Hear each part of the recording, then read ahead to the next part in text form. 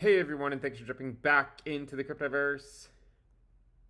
We are going to do a live show today. Seems like a decent day to do a live show. Let me just pull everything up.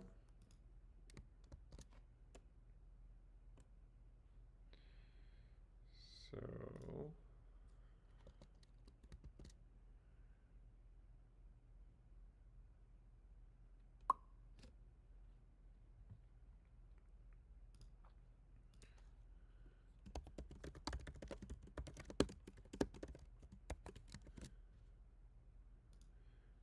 all right.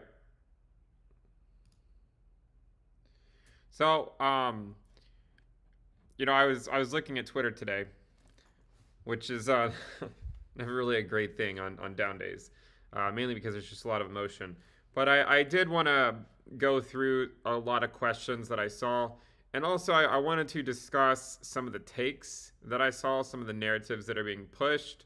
Um, my perspective, I think a lot of you are not going to agree with, and that's okay. I think it's reasonable for us to have different opinions on what's actually going on. But I do want to provide my opinion on the market, given that the Bitcoin dominance has now broken that 49% level.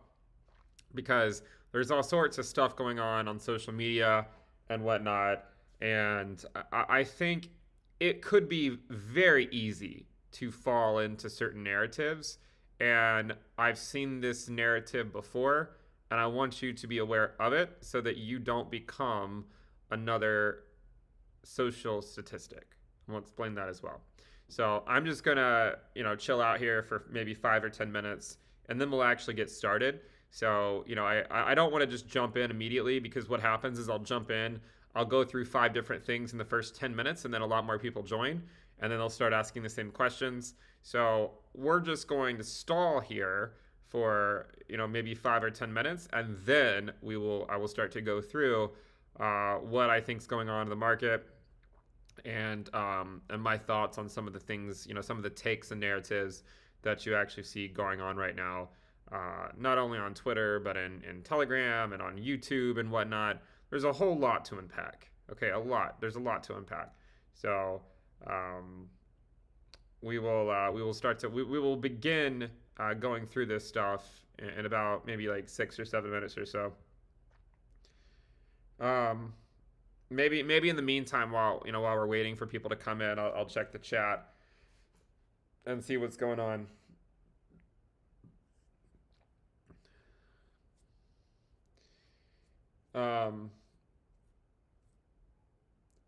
Someone wants to know if I can discuss Bitcoin dominance for a change. Yeah. Greetings from Frank's. Greetings from Shanghai. How's my weekend been? Pretty good. Today we took the kids to a splash pad, then we took them to the swimming pool. Tomorrow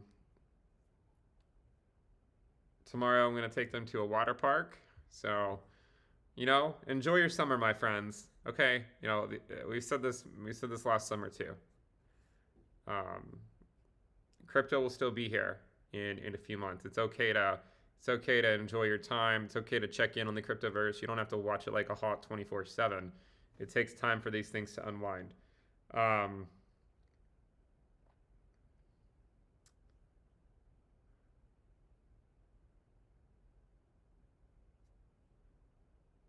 Now maybe we'll play chess later in the stream, but the issue is if we start playing chess now, everyone's gonna jump in, everyone's gonna tune in, and then they'll see that we're playing chess and they'll leave. Okay, so maybe we'll play chess at the end of the stream.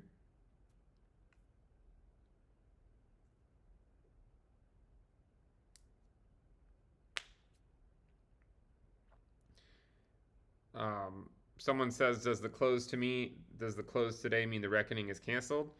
No. I mean, total 3 dropped 6% yesterday in a single day, which doesn't really happen that often. Okay. Imagine yesterday looking at a candle like this and saying, is the reckoning canceled? Just because there's a wick doesn't mean it's canceled. What's my chess rating? It's around 1800. on chess.com.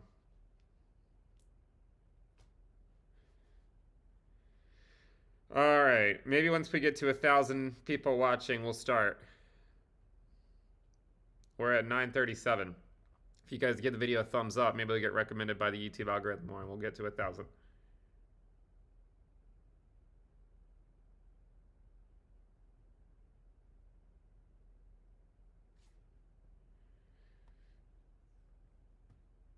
Someone says that, why am I not taking the cleaning up of the market seriously? Have we not been talking about this for 2 years?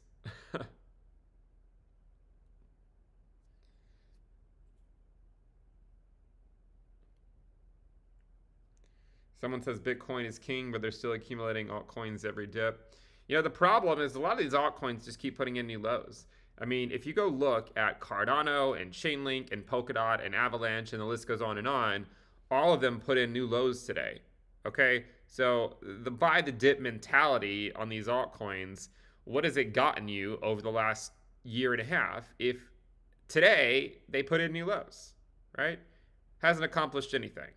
Now, there's always going to be the crowd that comes in and says, well, you know, you have to buy the fear. And I'm not saying that, that things can't bounce. But again, they would have told you the same thing 3 months ago and 6 months ago and 9 months ago and 12 months ago and 15 months ago as well. So that crowd's always going to exist, right? Doesn't mean that eventually they won't be right, but that crowd will always exist.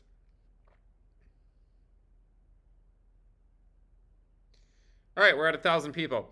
So let's go ahead and jump in, because there's a lot of takes on Twitter that I see that I think are not true, and I want to put out a couple disclaimers. Number one is there's going to be some people in this during this stream that are going to think that my commentary is dunking on the people who got wrecked. That is not my goal, okay? Just to be clear, I've been in that position multiple times in the past, okay? And I know that it's part of the tuition that a lot of people pay. So the purpose in any of this commentary is not to dunk on people that have lost money, okay? The point is to say, look, this has happened before in previous cycles. We've talked about this for the last year and a half. Most people have mocked this view, right? And the reckoning continues. So it's not the goal is not to make people feel bad. It's just to say, look, I've been in your shoes before. I thought the way you thought before. I got wrecked like a lot of people got wrecked today before, and I ultimately became a better investor for it. Okay? You can come out of this with a new perspective on the market that will serve you well for years to come. Okay? Just because you lost money does not mean that, it doesn't mean that you'll never be able to make money in crypto. It just means that you need to take a step back and maybe try to look at the market from a different perspective, where you're not just being shilled up only every single day. So please understand, do not misunderstand what I'm trying to accomplish in this video. My goal is to help people see the market from a manner in which you can help preserve your capital in a very risky asset class. That is the goal, okay? So again, the purpose is to not dunk on people who lost money. The purpose is to say, hey, I was you in a prior cycle, and I thought the same way you thought, and I got wrecked. And I just want people to understand that that is the point of view that I'm coming from, nothing more, nothing less, all right? Second of all, I do not get everything right. You guys know that. There's plenty of things that I've been wrong about in the past, so just because I get one thing right doesn't mean that I'm more likely to get the next thing right than someone else, right? Just because the dominance is above 49% and I got that part right, it doesn't necessarily mean I'm more likely to get what happens next right. It doesn't mean that, right? It doesn't. I mean, there's a chance that I will continue to be right on this, but there's also a chance that I'll be wrong. And so you need to consider that part as well. I've said that before, right? Just because someone's right about one thing does not mean they're going to be right about the next thing. So take my perspective with that in mind. Okay, I've been wrong about certain things in the past, and I don't shy away from that. So with all that said, one of the things that I've seen a lot, and it's a trap that you can fall into if you're not careful, and it's the crypto is dead narrative. All right? Now, what have we talked about before? And again, like, just bear with me with the Bitcoin dominance, because this is an important day. We've talked about this for a long time. A long time. This is a very important day, because when did the crypto is dead narrative pop up? Really, it popped up today. Guess what today is? Guess what today is? It's Reckoning Day. It's where the Bitcoin dominance broke the range high. Okay? It's Reckoning Day. Now, you might think that crypto is dead, only, to never recover, simply because these altcoins drop 20% or something, right? Now, I will say, a lot of altcoins probably have a lot further to go down. I've been saying it for a year and a half. And every time a major dump like this happens, the buy the dip crowd comes in. They say, hey, those people that buying the dip are going to get rewarded in a few years. Maybe they're right, okay? But I still will tell you, a lot of altcoins will never recover. A lot of them won't. It doesn't mean that crypto is dead, okay? There will likely be a new class of cryptocurrencies on the way. There will likely be some altcoins from the last cycle that eventually put in new all-time highs, even if it seems hard to imagine now. This narrative that crypto is dead, it's funny because I'm the one who's been so bearish on all these altcoins, and now people are talking about how crypto is dead. See, this is what happens, right? This is what happens. You have to get to the point where people start to give up. And, when you still have people emptying out their 401ks into altcoins in early 2023, when you still have people dunking on the bears, on the altcoin bears, because of some 20% rally that still couldn't keep pace with Bitcoin, which they say that Bitcoin isn't going to give you better gains. They'll say altcoins will make you rich. Well, what altcoins are making you rich right now, right? Most of them are bleeding against Bitcoin. Okay? So this is where things change. Okay? This is where the narrative changes. This is Altcoin Reckoning Day. It's the day that Bitcoin dominance breaks the range high. It's the day where all these people who shilled you meme coins and altcoins for the last 18 months now come out and tell you that crypto is dead. Why? Because they have to rationalize why alt season did not occur. They have to rationalize why the people that are telling you that the Bitcoin dominance is going up, why those people shouldn't be listened to, because they're just Bitcoin maxis and they're pro SEC. This is not true. Okay, this is a diversion. A diversion. This is all it is. It's a diversion from what's actually happening, and that's they don't want to deal with the fact that they shilled you these altcoins into regulatory risk, the idiosyncratic risk of the altcoin market, right? They shilled you these altcoins into the idiosyncratic risk of the altcoin market, which is the regulatory risk.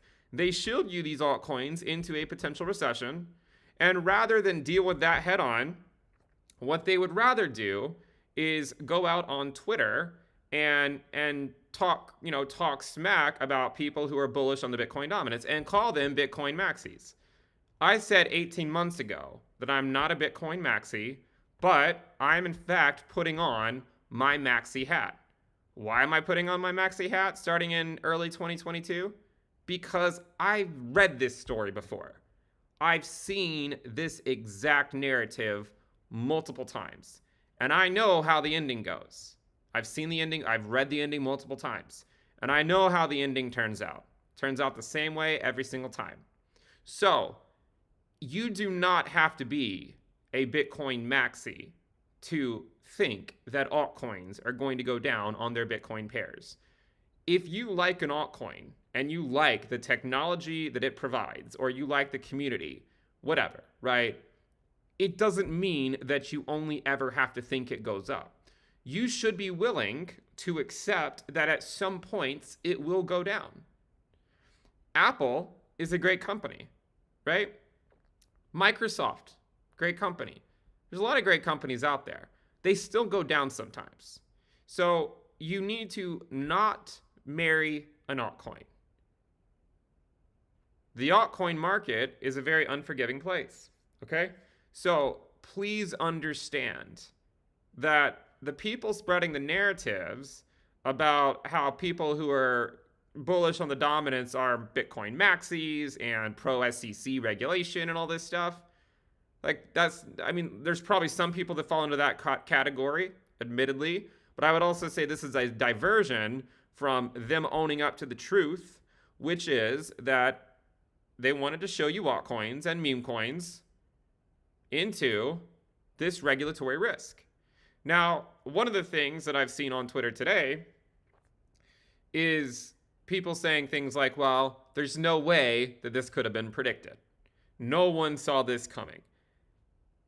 I struggle to understand where that's coming from as well, considering all we've really talked about for the last year and a half is how the dominance is going to break up because of a recession likely coming, because of the idiosyncratic risk related to the altcoin market and the regulatory risk that's coming. We've talked about that for a year and a half. We've talked specifically about how liquidity is drying up. We have made several videos on Total 3, the altcoin market. Several videos. And I've said, guys, if the altcoin market is so bullish, why was it not even able to take out its November of 2021 or 2022 high? It couldn't even take that out. So if the altcoin market is so bullish, why is it showing so much weakness?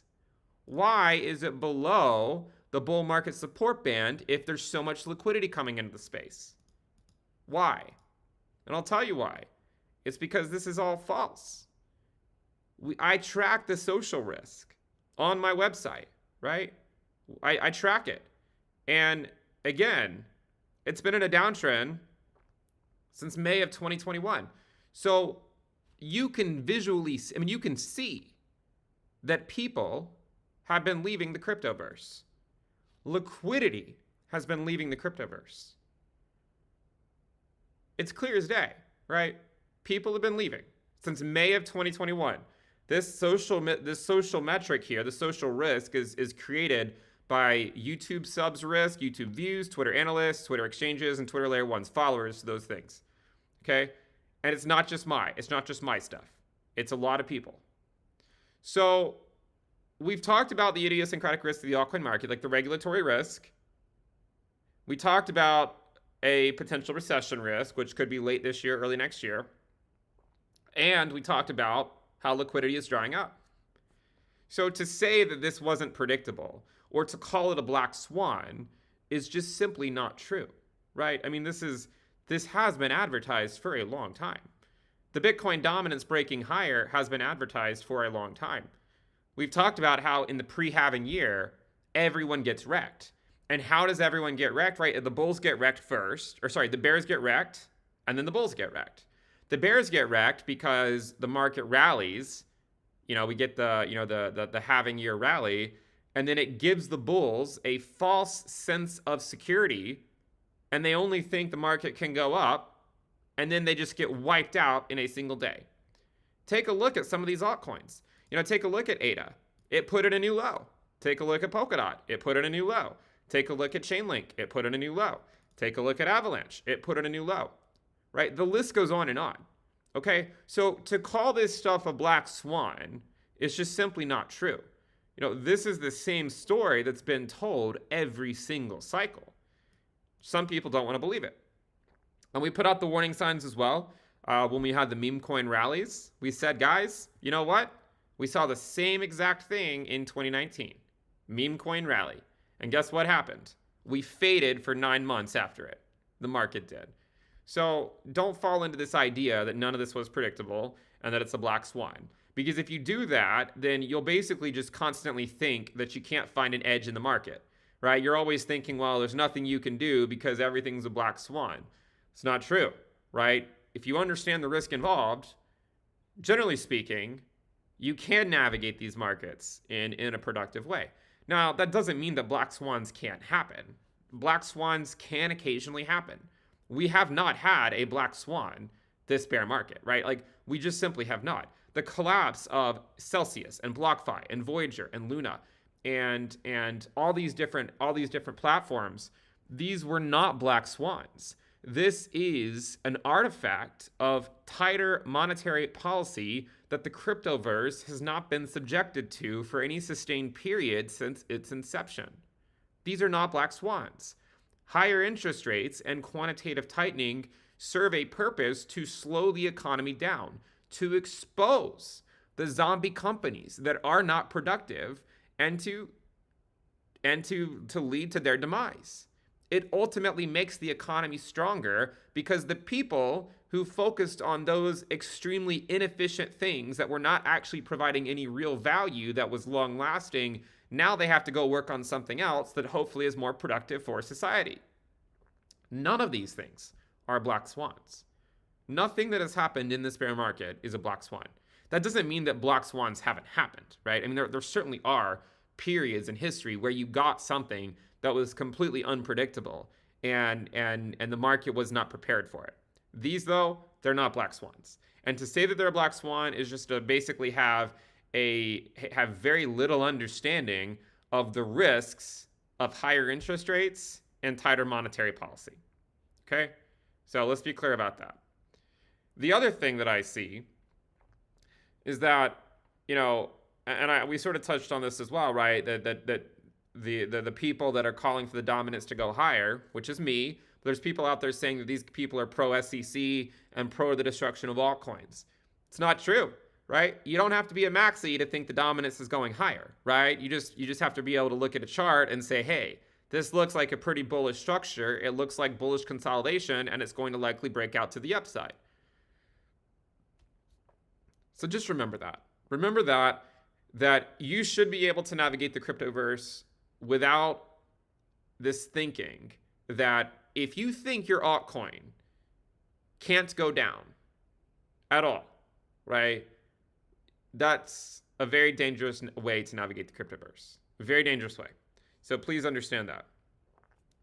Some other things that I've seen are again, the crypto is dead narrative.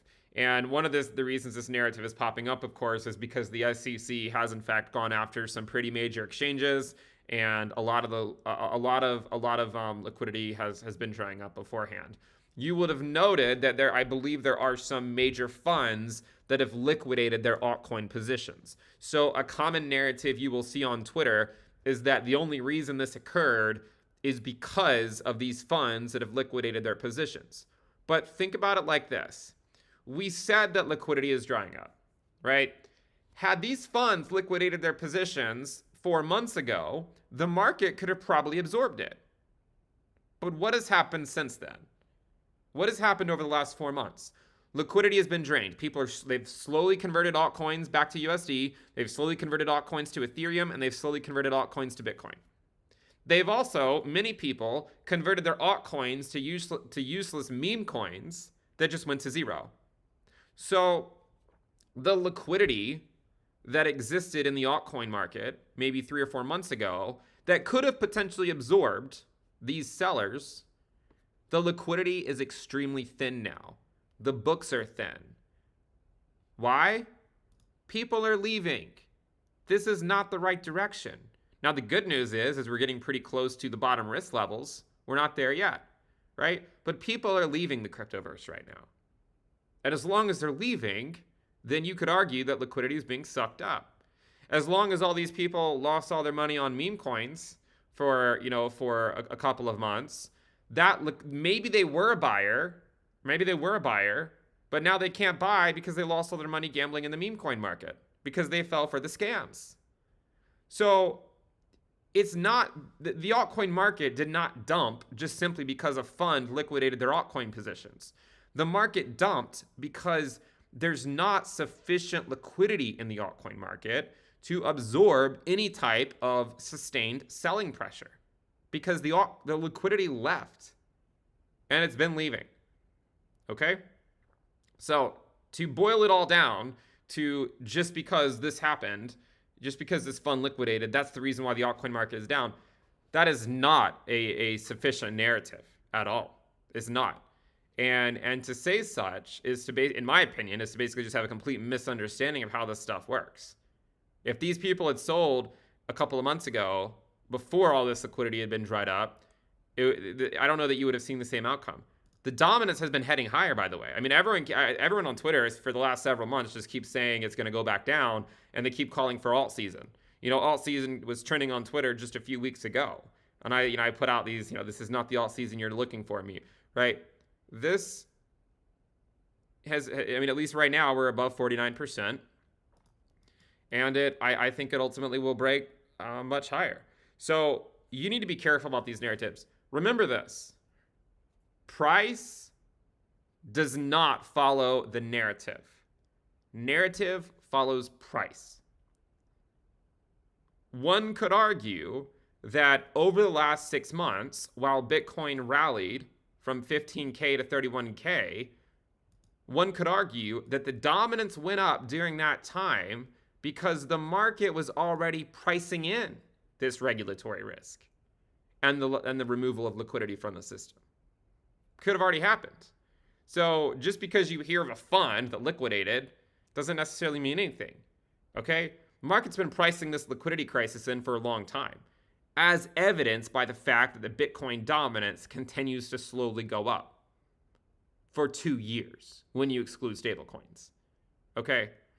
So these are all important considerations. I think you should remember that it's very dangerous to just take the most recent headline and assume that that's the reason for your woes. The altcoin market has very little liquidity. The reason why it went down is not just because some fund has sold their positions. It's because there's no liquidity in the market, because people have left the market, and because it's just harder to even get money into the market, right? But this has been going on for a long time. And this whole stuff with the SEC, to say that that was a black swan, where have you been for the last 2 years? I mean, they've been going after everyone. I mean, this is just one thing after another. I mean, surely you didn't think they were just going to stop and just leave it at that. Of course they're going to keep going, right? Now, here's the thing. Some people are going to take this to mean they're going to think that crypto is dead, right? So they're going to basically say that, well, because the SEC is doing all this stuff, that crypto is dead. That's what they're going to say. And a lot of people are going to believe them. And a lot of people are going to be the capitulation wicks in the altcoin market that mark the real bottoms. Okay? Because they're going to buy into this idea that crypto is dead. They'll buy into this. This is a very dangerous narrative that is forming. And this is ultimately how the true bottom in the altcoin market will be formed. The crypto is dead narrative started today. There's no coincidence that it also corresponds to the break of the range high on the Bitcoin dominance. There's no coincidence. It was the exact same thing last cycle too. The exact same thing. When we broke the range high, the altcoin market bled like crazy. Okay? It's not a coincidence. So what happens now? What happens now? Well, think about it like this. The crypto is dead narrative has started. So what do you think happens if the altcoin market just slowly bleeds for a while? What do you think happens? People are going to start to believe that narrative. Okay? They'll start to believe it. And eventually they'll capitulate too. And it'll just go on and on and on. It'll likely be a relatively slow bleed with some occasional rallies to get that money sucked back into the market. And then after a while, we will get the final drop. But the final drop would likely be would also actually correspond to a period where the dominance goes down. So all you've heard me say for a long time is that the dominance needs to go up. And at this point, I would argue that it still needs to go up, probably to 60%. Probably. Could it go further than that? It could. Could it stop shy of 60%? It could. But my general thesis for a long time has been that, in fact, it should make a move to that 60% threshold. Okay? So, what you should look for.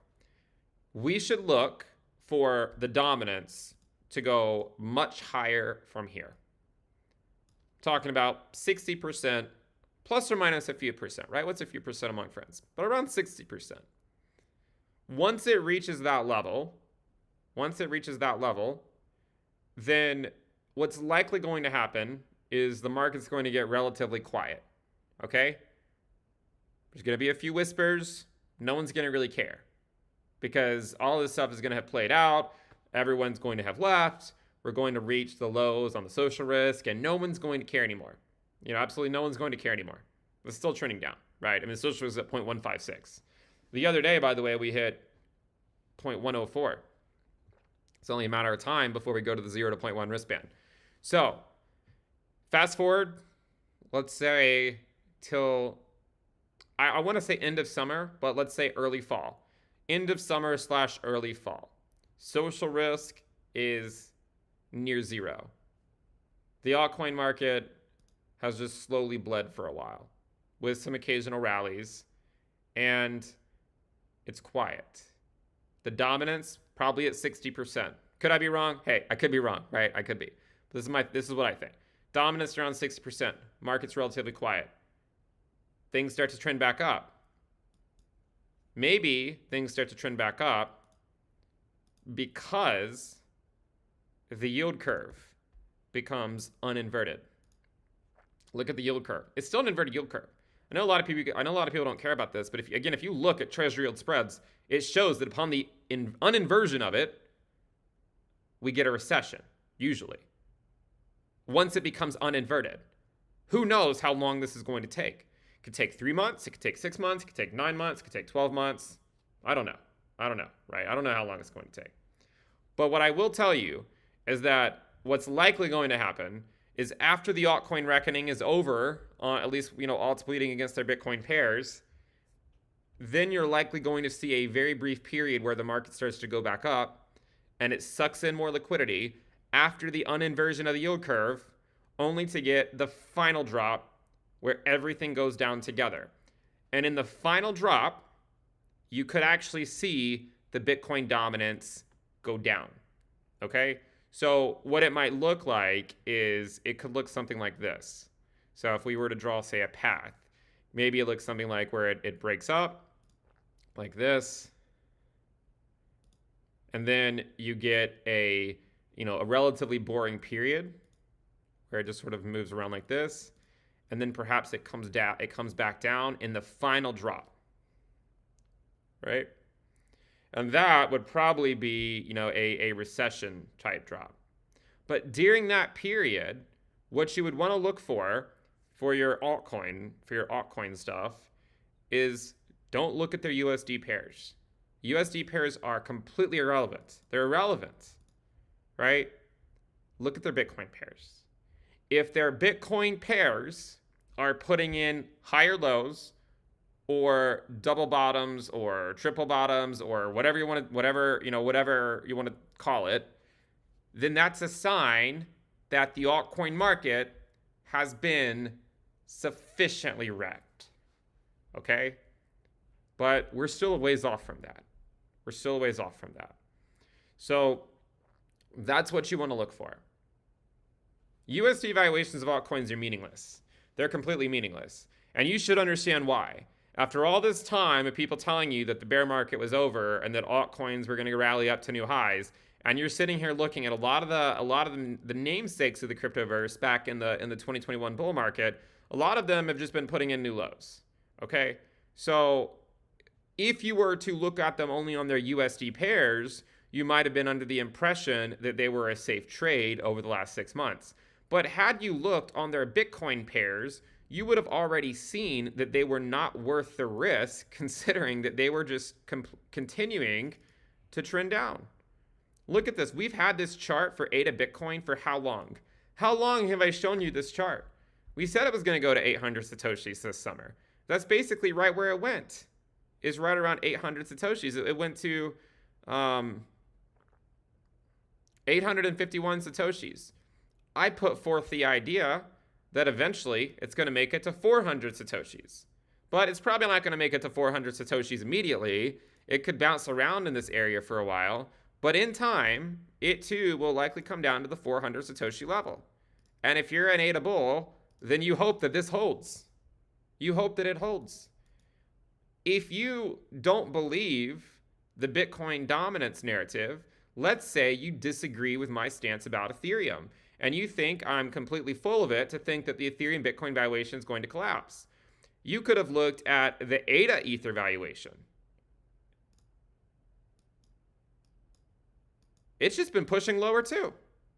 Is it getting pretty close to this downtrend? It is. Does that mean it's going to go up against the US dollar? Probably not.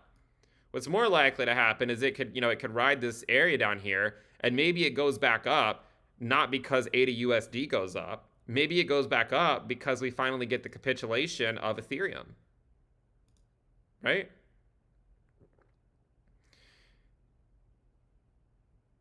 If you think back to 2018 when ADA ETH came back down to this channel, the reason it rallied back up was because Ethereum was going down quicker than altcoins were. That's why I've said before, when people want to know when the reckoning is going to be over, I think the collapse of Ethereum will mark the end of the altcoin reckoning. The collapse of the Ethereum Bitcoin valuation. Now, I also think Ether USD is going down, but the Ethereum Bitcoin valuation is what's important. This is probably the most polarizing view in crypto right now. Whether people think this is a bullish chart or a bearish chart. Now, a good investor should be able to figure out if you're a bear, you should understand why some people are bullish. If you're a bull, you should understand why some people are bearish. If you don't understand the opposing view, then that means you are too biased in your opinion if you can't even articulate what the opposing view is.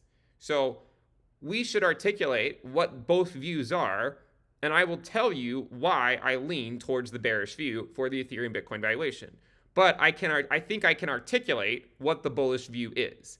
So the bullish view, which I think the bearish view has more merit, but the bullish view for the Ethereum Bitcoin valuation comes down to a few things, one of which is this idea that it's deflationary, and therefore the tokenomics of it will save it from the same type of collapse that it saw last cycle, right? This is one view, okay?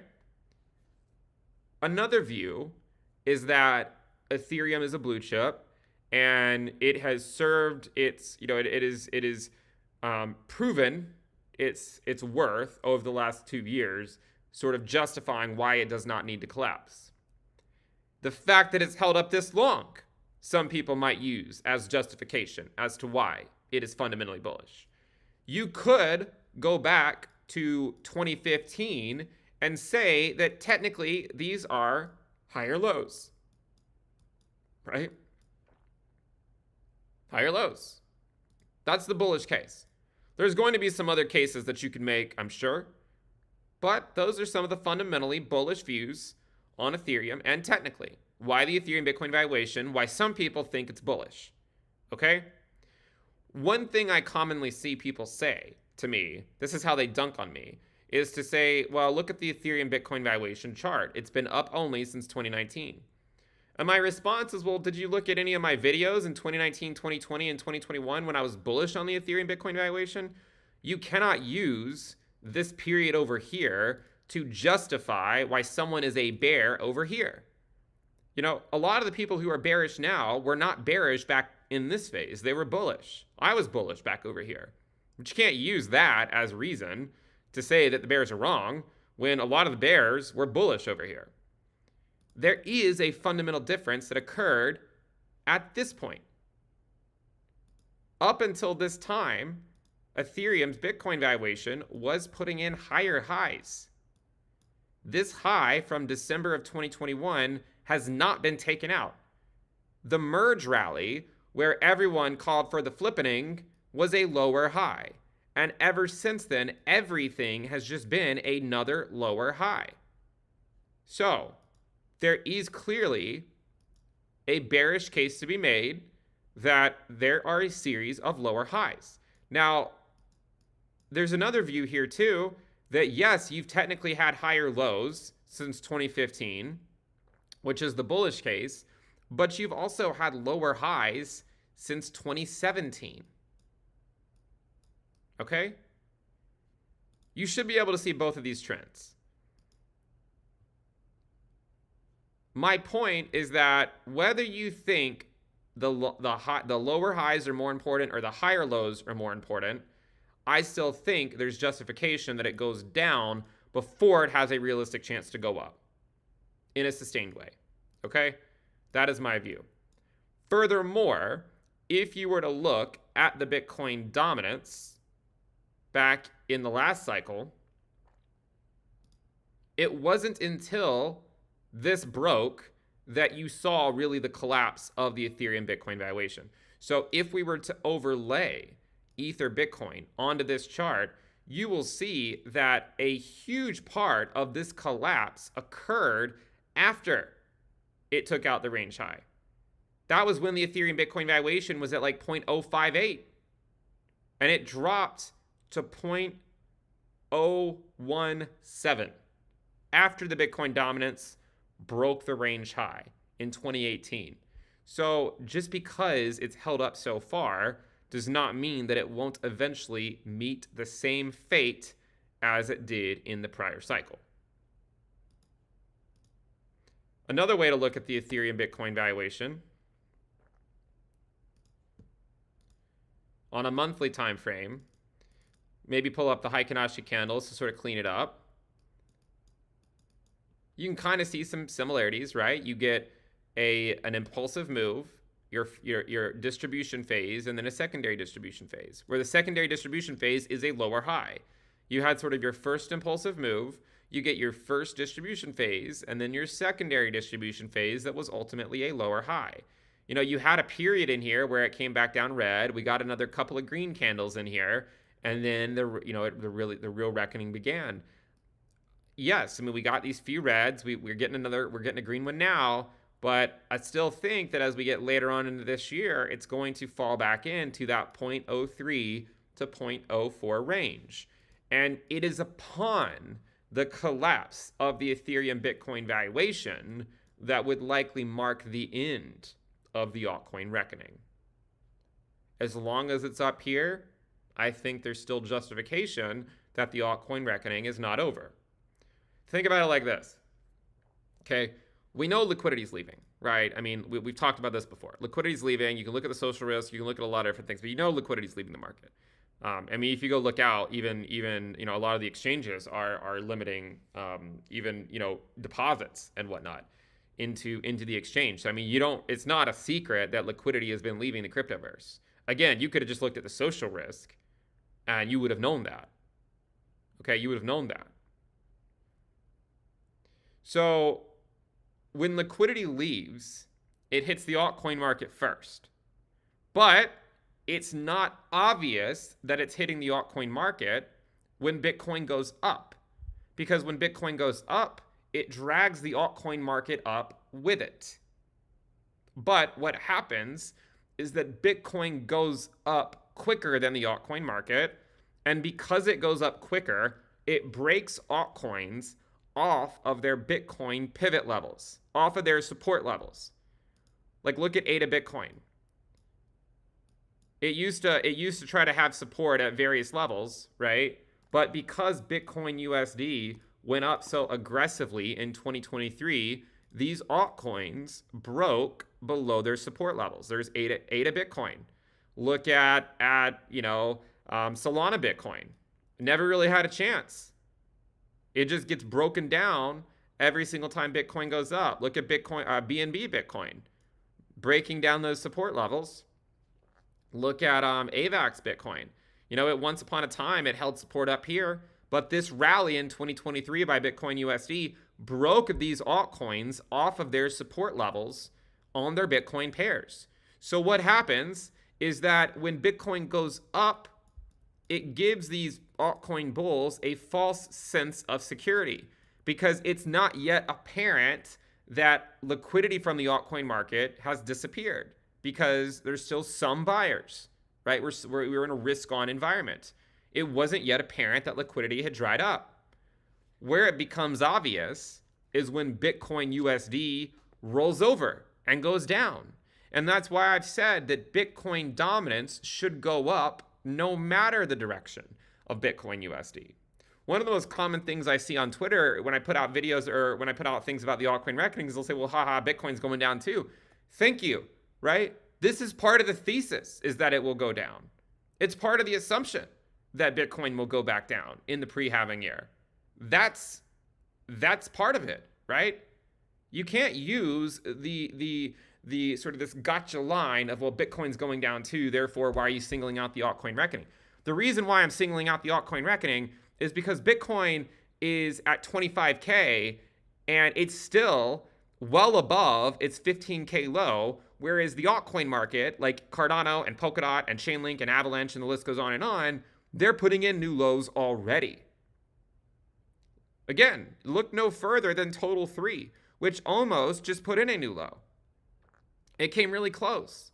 The reason we're singling out the altcoin market is because people are taking on more risk for less reward. They're taking on a mountain of idiosyncratic risk of the altcoin market because everyone just keeps telling them to buy the dip and that there's no way they're going to make money in Bitcoin because altcoins are where you get rich, only to come back 2 weeks later and that altcoin's down another 50%. And then you have to ask yourself, do altcoins make you rich if you buy every single dip in a bear market? Do they? That's why I said to take cold showers. Bear markets don't make you rich because you bought every dip when the altcoin dropped 99%. Bear markets can make you rich because you sat on the sidelines for the duration of the bear market and bided your time until the dominance broke the range high and soared higher until the secondary capitulation by Bitcoin. That's how you get rich on the altcoin market. Not because you bought every single bear market rally along the way. So please understand that the altcoin market for the last 18 months has been much higher risk and much less reward in general over Bitcoin. Bitcoin is still up a significant amount on its USD pair. Significantly. It's up 67%. Most altcoins are not. Many of them are putting in new lows. The other thing is that 3 years from now, there is a good chance that Bitcoin is at much higher prices than it is today. You cannot say the same thing about every single altcoin. Most of the altcoins that are being shilled to you are going to go to zero. They are going to be relics of a prior cycle, and in 3 years, no one's going to care about them anymore. They'll be the boomer coins, right? You'll be the crypto OG that was here in a prior cycle. There'll be a new class, a new class of cryptocurrency investors that are going to come in a couple of years, and they're not going to know any better. They're just going to YOLO into the altcoin market because they think that Bitcoin doesn't do anything. But why do they think that Bitcoin doesn't do anything? Because by the time they come into the market, it's already after Bitcoin had a parabolic rally. So they're not going to come in until Bitcoin has a parabolic rally. So by the time they come in, Bitcoin's bull market is basically over. Then the altcoin market runs. And then they get high on these altcoin gains, thinking they only ever go up, and then they all get wrecked. And then they get wrecked, and then they get wrecked, and then they get wrecked, and they just keep going down and down and down on their USD pairs and on their Bitcoin pairs. They go down 98% on their USD pairs. They go down like 90 to 95% on their Bitcoin pairs. People say, well, they're down 80% already. Isn't that sufficient? I don't know. You tell me. A lot of these altcoins, they just continue going down 80%. And I've said that before, right? Just because an altcoin goes down 80% doesn't mean it can't go down another 80%. Look at Solana. You know, it went down 80% over here, and then it went down 80% again. And then from this 80% down, it went down another 25%. Now, does that mean it can't go lower? Look at what happened to ADA last cycle. It went down 80% 2 times. And after it went down 80% twice, it went down like another 60%. Or maybe not quite 60%, but maybe 50%. So I'm telling you, the altcoin market is very risky. And Cardano is one of these ones that actually went on to put in new highs. I have videos on my channel saying that it was a good buy, in my opinion, way down here, by the way. Okay? So you can't tell me that, oh, well, you don't know what you're talking. I mean, like, this is something we talked about, that it was undervalued on its Bitcoin pair, will likely go up. But I'm telling you, when you look at these altcoins and you think that they can't go lower just because of, because they're down 80%, hasn't stopped them from going lower in the past. Go take a look at Cardano's last bear market. Still wasn't over as a function of time. The blue line is the last bear market from 2018 to 2020. It still put in new lows on day 802. We're currently day 646. You're talking about another 5 or 6 months potentially before it's at the same point as it was last cycle. Now, you might say, well, Ben, that was a recession, right? Guys, we have an inverted yield curve this time too, right? So you can't say that, we can't have a similar outcome just because we had the pandemic. We still had an inverted yield curve in 2019, and we got a recession in 2020. It doesn't tell you what the event will be that pushes us into a recession. An inverted yield curve does tell you that one's likely coming. Okay? Doesn't tell you what the event's going to be. Another way to think about this. The Bitcoin dominance does not tell you what narrative is going to accompany the break above the range high. You don't know what it's going to be exactly, right? Who knows what the narrative is going to be on the day that it comes out, on Reckoning Day? Who knows what it's going to be? Who knows? Doesn't mean it's not going to happen. What the chart shows is that it was consolidating up here, biding its time, waiting to break out.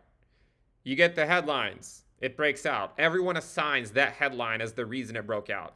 Guys, it was trending. It's been trending up, including stablecoins, since September. And we said September's likely when it turns around. You might say, well, Ben, I mean, you've been bullish on the dominance longer than that. Yes. And when you exclude stablecoins, it's been moving higher since May of 2021 when you exclude stablecoins. And there's some justification in excluding stablecoins. The thesis has never been wrong. A lot of people have thought that it was wrong because it was moving so slowly, but how can you look at this chart and say that the dominance has been moving down since May of 2021? Now, another sort of straw man argument is people saying, well, you're saying that Bitcoin dominance goes up, but as you can see on the macro scale, it goes down. I'm not disputing that, right? I mean, I was bearish on the Bitcoin dominance back in early 2021. We called for the Ethereum tsunami. We called for the Ethereum Bitcoin breakout. We called for all that.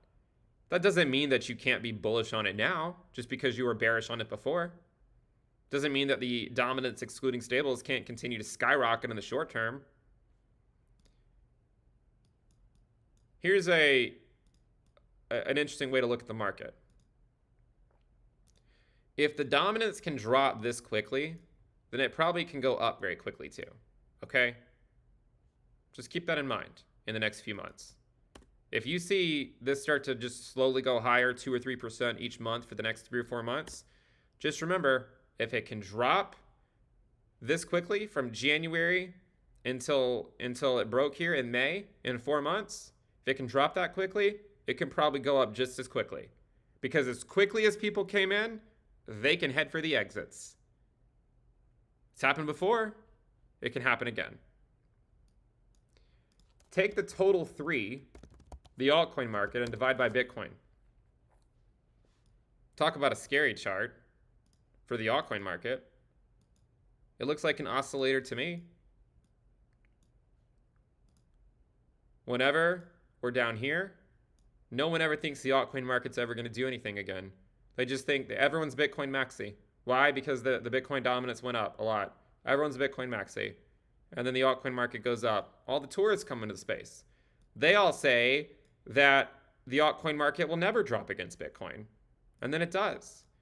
And then all these people, a lot of them are Bitcoin maxis because they just watched altcoins go down 98%. They don't believe they'll ever recover. We go back up. No one's a Bitcoin maxi up here because they don't see Bitcoin doing anything. All they see is that Bitcoin's going sideways at 60K for 4 months while the altcoins go up. None of these people think, for the most part, that the Bitcoin dominance means a thing. They say, what has Bitcoin dominance done for me? They don't think it's ever going to come back down here until it does. Look where we are. We've probably only about half of this move is over with. Only about halfway. Right? Only about halfway. There's already people throwing in the towel in the altcoin market. Where do you think they're going to be if it comes back down here? Everyone will be a Bitcoin maxi again. Well, not everyone, right? But you know what I mean, right? A lot of people will become Bitcoin maxis. Or maybe what it is that the people left in the space that stick around, they will just be focused on Bitcoin by that point because they've given up on the altcoin market. Once everyone gives up on all these meme coins, Bitcoin goes in a bull run, right? On a sustained bull run to new highs. Everyone becomes a Bitcoin maxi.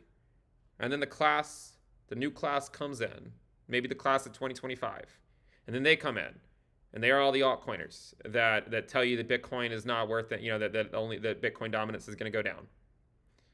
We're about halfway through this.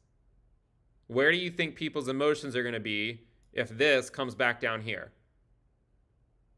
No one's going to believe in the altcoin market anymore. Bitcoin dominance is already breaking up. The crypto is dead narrative is already trending. Where do you think it's going to be if this continues for 3 months? That is where you get interested in altcoins. If you're the type of person to get interested in altcoins, that's usually where it happens. That's where they might become worth the risk. Are they worth the risk up here? Right? Probably not. Why? Because you're taking on more risk for less reward. Because had you just stuck with Bitcoin, you would have been much better off. It's true. I mean, Bitcoin's where it was back in June of 22. Would you care to guess where a lot of altcoins were at in June of 22? Let's go take a look. Where was ADA in June of 22? It was like 50 cents. It's like half that today. Where was Polkadot in June of 22? It was like $8. It's like half that today. Where was Link in June of 22? Around $6. It's $1 less than that today. Where was Avalanche in June of 22? $25. Less than half of that today. Where was Solana in June of 22? $38. It's less than half of that today. You could keep going. Where was Bitcoin in June of 22? Is it 26K? Where is it today? It's at 26K. That's why I've said, right? What you want in crypto, whatever risk you're willing to take on, based on historical data, would be better justified in Bitcoin. Because no matter the direction of Bitcoin USD, the altcoin market likely bleeds against it. So if you like a certain altcoin, by just keeping it in Bitcoin for 6 to 12 months, you still get the exposure to the Cryptoverse. So if you think the Cryptoverse is going to leave you behind, at least you have Bitcoin, and you would have seen it go up for the last 6 months, right?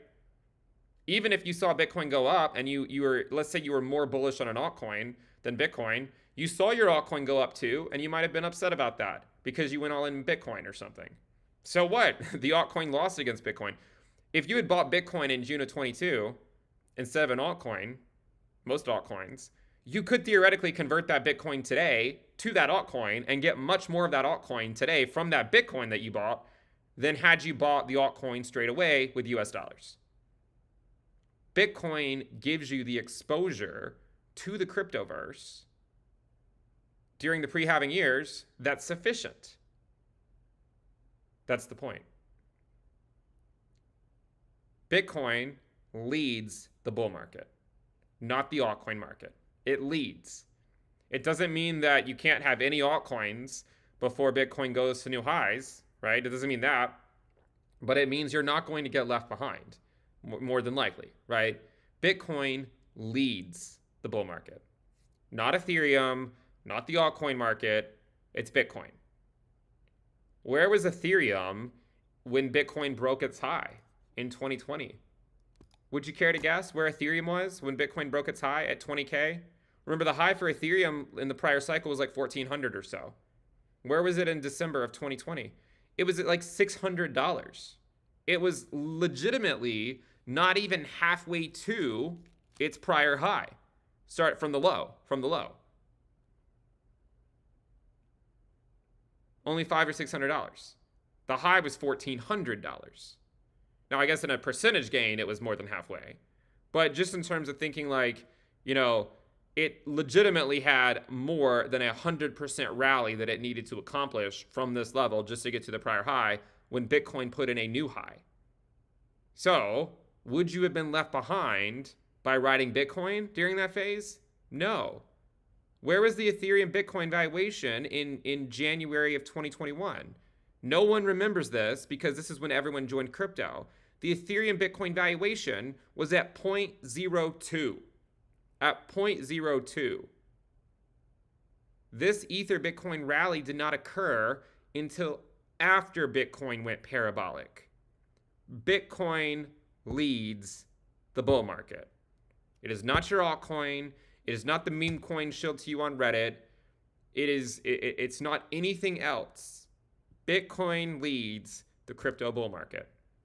So, if you feel compelled to have exposure to cryptocurrency in a bear market year like 2022, a pre-halving year like 2023, which could still theoretically go back to the lows, maybe put in a higher low, it could even be a lower low. It could be.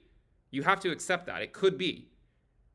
Bitcoin gives you the exposure while mitigating the risk associated with the altcoin market and the regulatory risk associated with that. Bitcoin gives you that exposure. Now, again, some people might say, well, does that mean that Bitcoin's only going to go up? No. In fact, I think it probably will go back down. Normally, we get a secondary scare after the primary bear market year. You get your bear market, and then you get something else that comes later. You get your bear market, and then you get something else that comes later. You get your bear market. If history is any indication, you get something else that comes later. What is it going to be? Guys, it's the same. It's probably the same type of thing that we saw last time, a recession or a recession scare.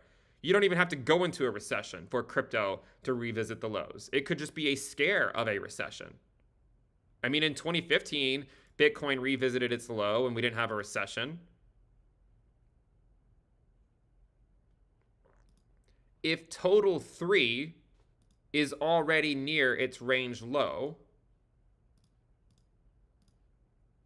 if total 3 is already near its range low, and if Bitcoin gets another scare due to a recession, which is a distinct possibility, where does that leave the altcoin market? If Bitcoin comes back down here, whether it's a double bottom, whether it's a higher low, or whether it's a lower low, where does total 3 go if it's already at its range low? Where does it go? Total 3 is only down from the highs. It was only down 74, 75%. I honestly don't think that's sufficient. The NASDAQ in the .com crash went down to 83%. 83. Where would that put altcoins? Where would that put total 3? Right around 200 billion, which is what we've said for a long time. 200 billion plus or minus a few tens of billions, right? What's a few tens of billions among friends? It's an important consideration. And the other way to think about this is if Bitcoin goes back to its 2019 high, which it almost hit, but like let's say it goes back down, let's say it goes back to like say 14K or 13K or something like that. What's the 2019 high for the altcoin market? It's kind of deceiving. It's 100 billion. That's a deceptive number though. It's somewhat deceptive. 100 billion would mean the altcoin market drops 91%. I'm not convinced that the altcoin market goes that low, and I'll tell you why. 100 billion of total 116 billion of total 3 is the stablecoin market. If the stablecoin market did not exist, then total 3 would be, already below 200 billion. It would be at like 194 billion or something, right? If the stablecoin market did not exist, it would already be lower than 200 billion. So what I've said before is add 100 billion to this to get to 200 billion, and perhaps that's the target for total 3. This, which from these levels would still represent another 35% correction. Perhaps that's where the bottom is. Liquidity is everything when it comes to crypto. Crypto is on the furthest end of the risk curve. Without liquidity, crypto suffers. All these people tracking crypto on exchanges saying that all liquidity is being brought out, that's a bullish thing. It's not a bullish thing. You really want the Cryptoverse to have no liquidity? Markets don't work that well when there's not a lot of liquidity. What major institution wants to come into crypto when there's no liquidity available? Okay?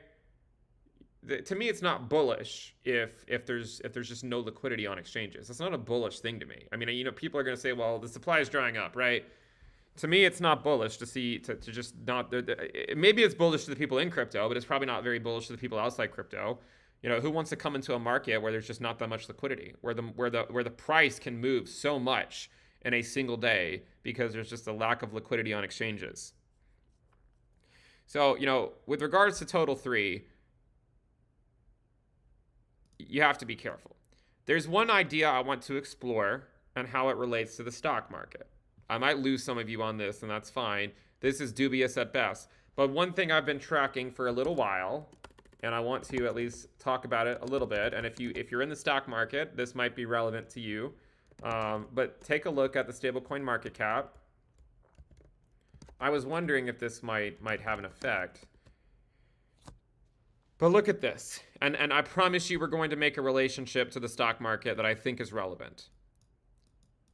What's interesting about this week? What's interesting? The stablecoin market this week took out the prior low from March before we got the not QE, right? Before the Fed came to the rescue of regional banks, we just got down to that level again on the stablecoin market cap. This is the same week, by the way, that the Bitcoin dominance broke the range high. We had our altcoin, the reckoning day that really kickstarted the penultimate stage of the altcoin reckoning. Was the same time in which the stablecoin market cap took out the low from March of 2023. How does this relate to the stock market? I'm glad you asked. The balance sheet of the Federal Reserve looks somewhat similar, in fact, to this. You're probably wondering what I'm smoking, right? Let's go take a look. Fed total assets. Look at this. Looks very similar, right? The Fed is draining the pool. Liquidity, the liquidity is in the pool. The Fed pulled the plug at the bottom of the pool in 2022. Liquidity's been drying up.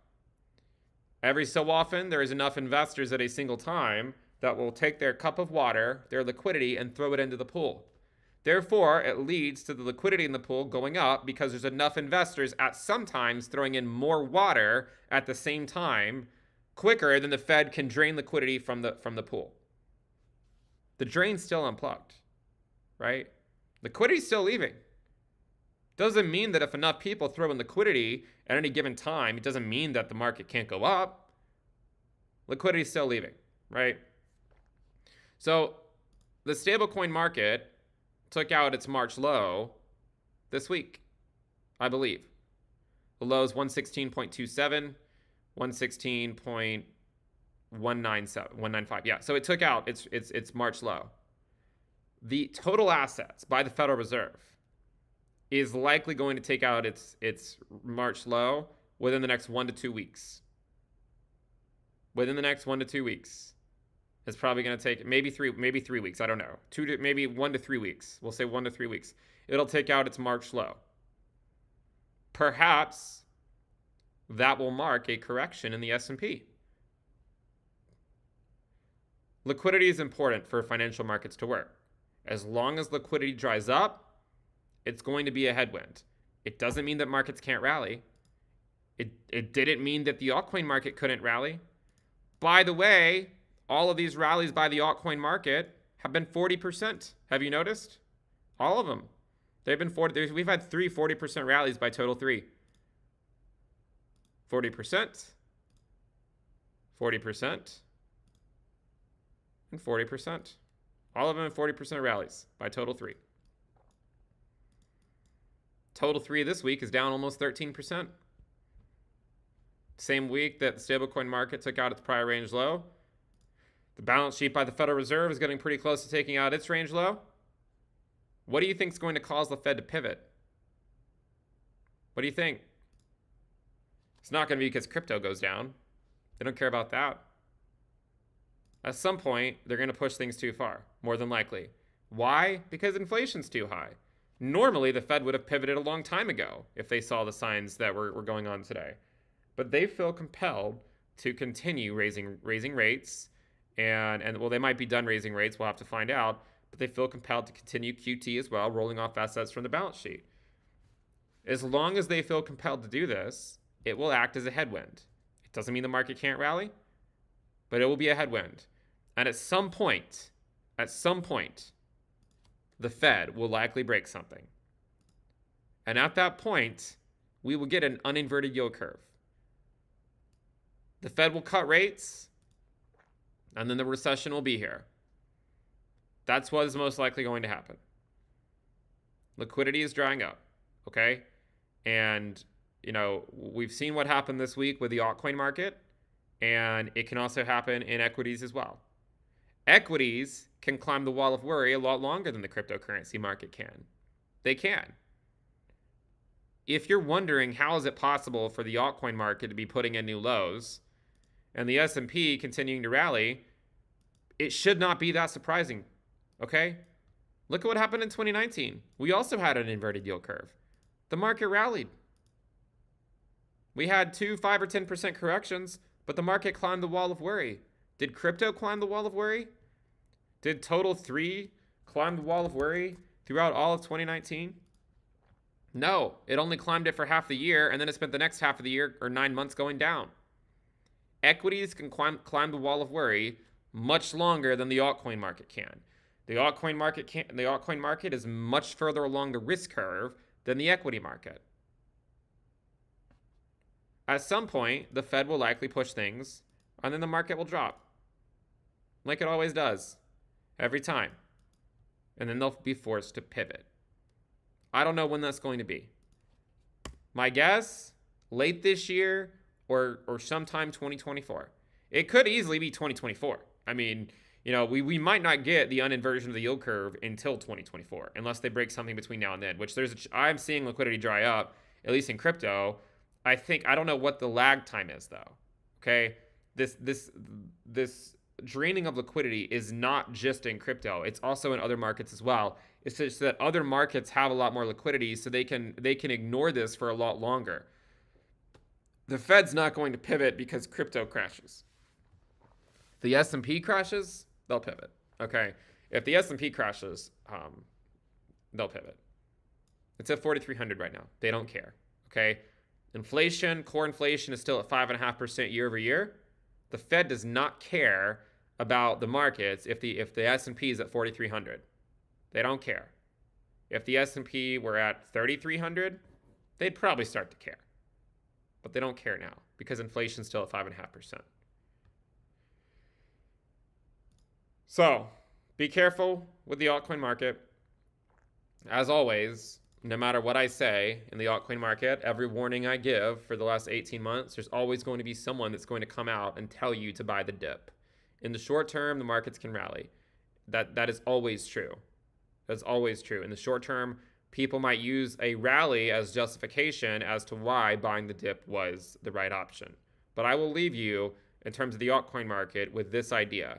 If buying the dip was such a great strategy, then why are so many altcoins putting in new lows as late as June of 2023? It's because buying the altcoin market dip in the bear market year and the pre-halving year is typically not a great long-term strategy. Now, does it work out for short-term traders or swing traders? Maybe, if they're good at it, but I'm not really great at that stuff. What I think is that people refuse to believe that the altcoin market can't go lower just because 2022 is over. It went lower in 2019. Many of them did. In 2020, many altcoins still went lower. So if that can happen, they can go lower in 2023. Some of them could go lower in 2024. It's nothing new. We've seen it before. We'll likely see it again. So these are a lot of the questions that I've seen. Yes, Bitcoin can go lower later this year, early next year. It can. That's not a gotcha moment for the dominance theory. The dominance theory is contingent on Bitcoin going back down because that's how altcoins get crushed. People have asked me, well, when is Bitcoin going to go back down and crush altcoins? It's happening now. Bitcoin was at 31K 2 months ago. It's been going down ever since. And while it's been going down, dominance is going up. It's been happening. Just no one believes it. But that's what's happened. People don't believe it. Look at Bitcoin. Down. Total market, down. Total 2, down worse. Total 3, completely wrecked. So it's silly to say, well, when's Bitcoin going to go down? What do you call the last 2 months? It's been going down. Look at the monthly Heikin-Ashi candles for Bitcoin.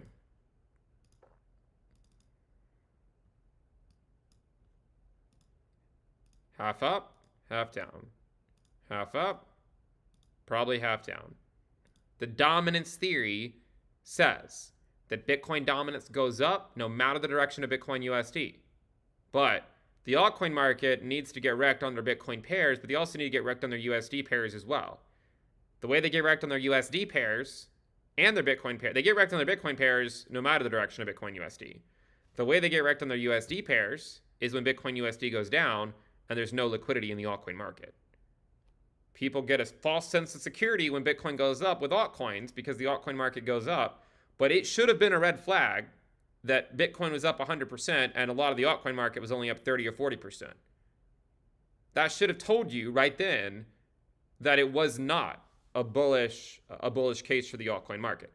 People just don't want to believe it. They'd rather show you their meme coin than actually give you a sobering dose of reality. And I've said this before.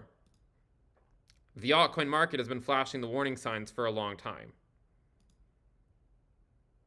In 2019, Total 3 fell below its bull market support band 2 months, two to 2.5 months before Bitcoin did. This time, Total 3 dropped below its 21-week EMA the very first week of May. And then below the 20-week SMA a week or two later. But we're talking about 5 or 6 weeks now that we've been below the 20-week or the bull market support band collectively. 5 or 6 weeks, depending on if you look at the 21-week EMA, the 20-week SMA. 5 or 6 weeks. Bitcoin is right at it. If Bitcoin bounces in the short term, altcoins get wrecked on their Bitcoin pairs, as March showed us. They might go up on their USD pairs. Doesn't mean anything. If Bitcoin doesn't hold the line, where do altcoins go? They have nowhere to hide. They've already broken off of their Bitcoin pivot levels. They've already failed to hold them as support. They backtested them and got rejected. They've continued to go down time and time again so that when Bitcoin fails to hold the line, they have nowhere to hide. That's the altcoin reckoning, my friends. You have to be careful with the altcoin market because this is what happens, right? You spend the entire year going up, and then it takes 1 week to basically wipe away most of those gains. Be careful with the altcoin market.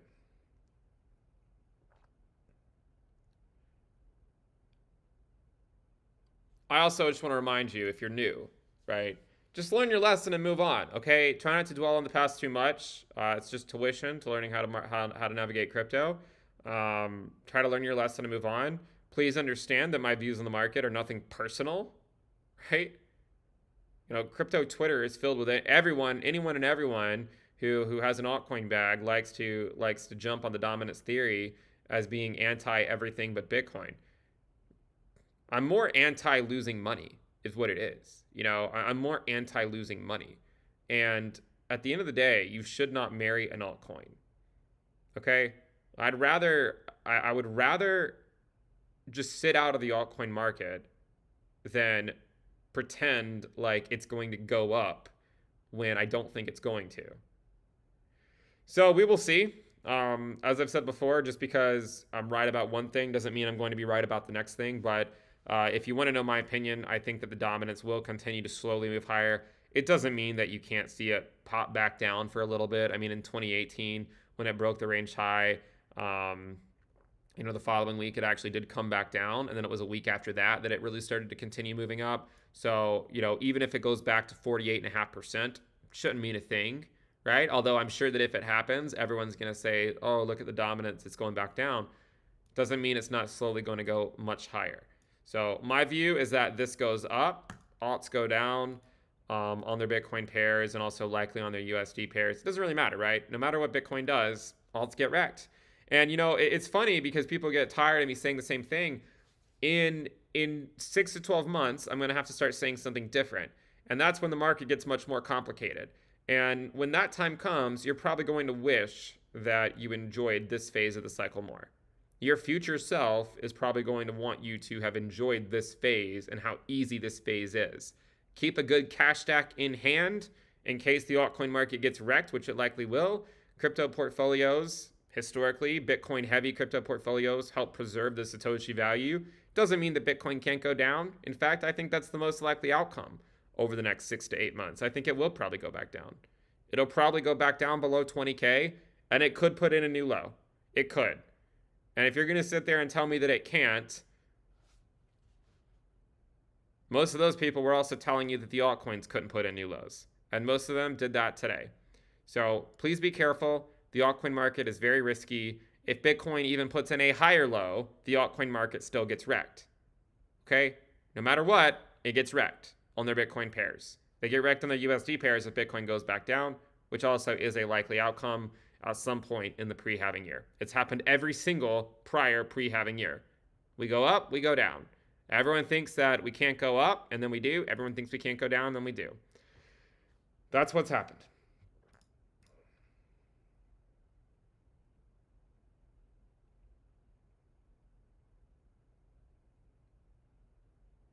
Someone's asking me, what do I think about outliers? Listen, guys, at any point in cryptocurrency market cycles, there's always a few coins that outperform the rest of the market.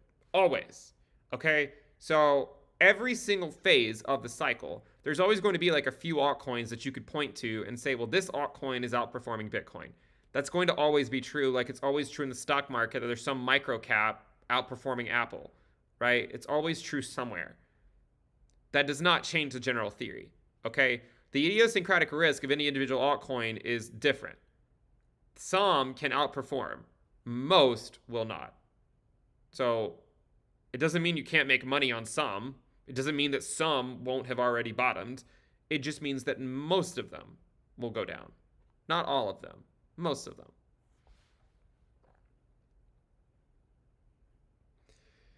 And of course, we have people in the comments saying that Bitcoin dominance only went up because the SEC declared big altcoins were securities. This is exactly what we talked about. For how long? People will justify it. They will, in their mind, they will come up with a narrative to justify why their altcoins got wrecked. Because the alternative is scary to admit, right? The alternative is to admit to yourself that you were wrong. Who wants to do that, right? We all have trouble doing that. No one wants to admit to themselves they were wrong about it. So the easier thing to do is to just say, well, I would have been right if it weren't for the SEC, right? The SEC has advertised what they're doing for a long time now. Again, liquidity has been drying up for a long time. The Bitcoin dominance was just looking for a reason. It was only a matter of time. You can blame it on the SEC all you want to, but the narrative follows the price, not the other way around.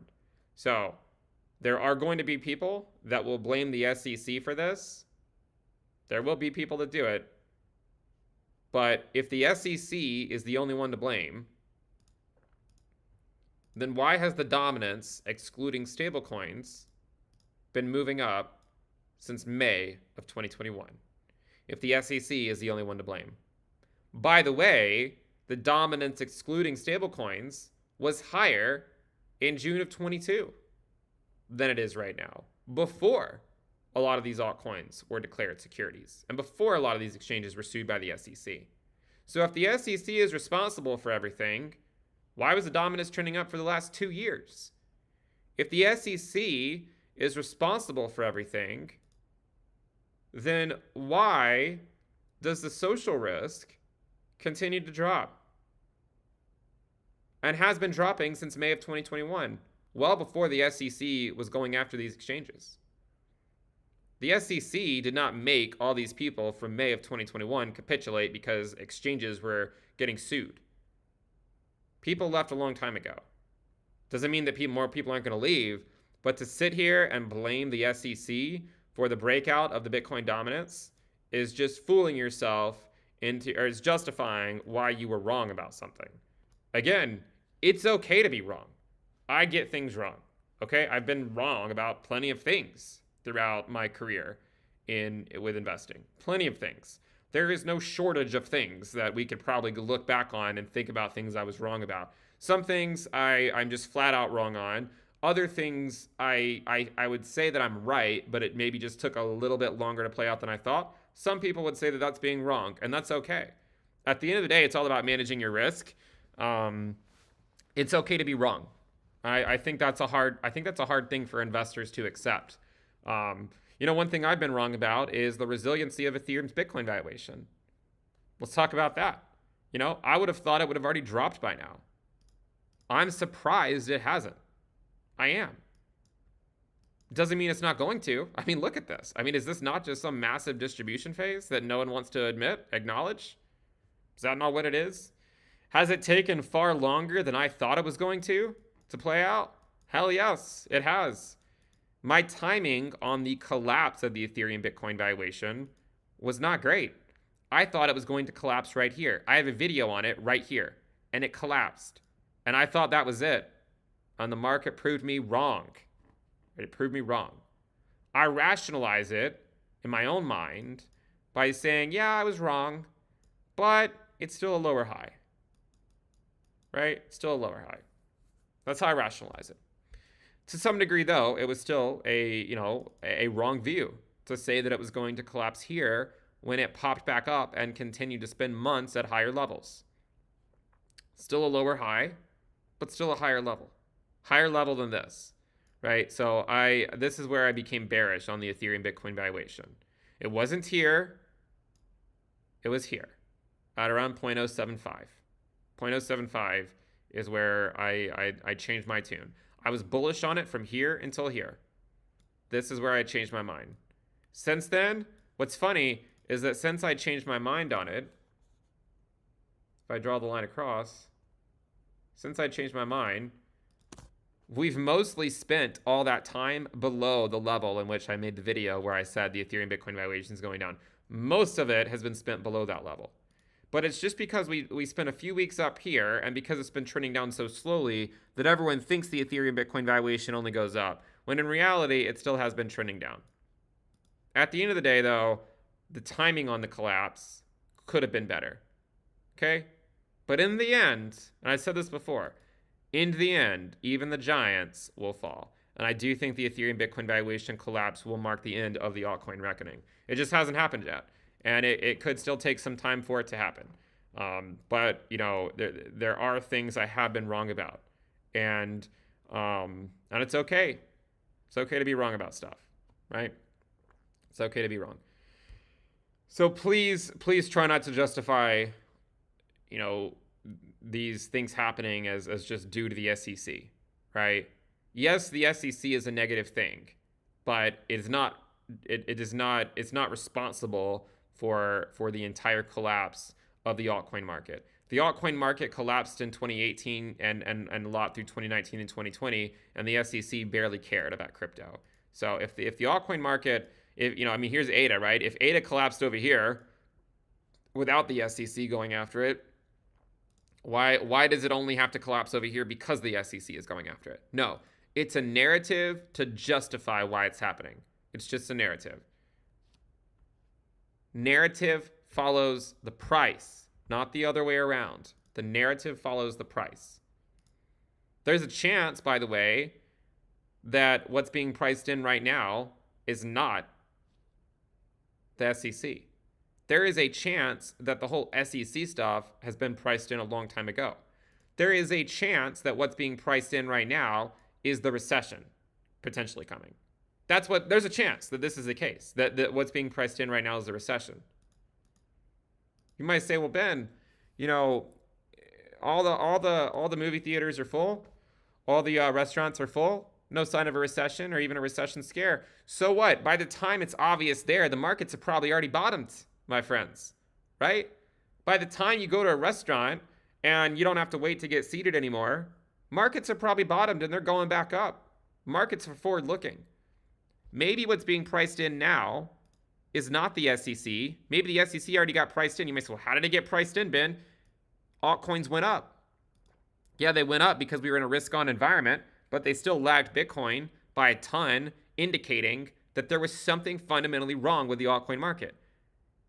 When Bitcoin is above its 20-week, normally altcoins outperform, especially when it's going sideways, except for the pre-halving year. And maybe it's just except for inverted yield curves. The altcoin market has said for a long time that something is wrong. Maybe what's being priced in now is a recession, and maybe it's not what everyone thinks it is. And so by the time the recession is obvious, then people start to think, oh, now the altcoin market has to go down even more. But perhaps it was already priced in 6 months before when people thought that the SEC stuff was getting priced in. Once the headlines hit about a recession, or whether it's a recession or not, normally the market's already bottomed by that point. You can go look, actually. Look at past recession statistics. On average, the S&P low comes 15 days before the recession is declared. 15 days before. Again, we could easily be months and months and months away from a recession. But I'm telling you, right, like a lot of crypto has a way of pricing the stuff in even quicker than the equity market. It does. A lot of times crypto bottoms before equities do.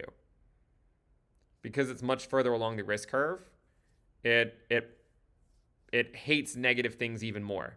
Equities, they can stay in la la land for a lot longer. Crypto, it gets priced in very quickly. And normally it bottoms before equities do. So don't be surprised if you see something like that happen. Don't be surprised.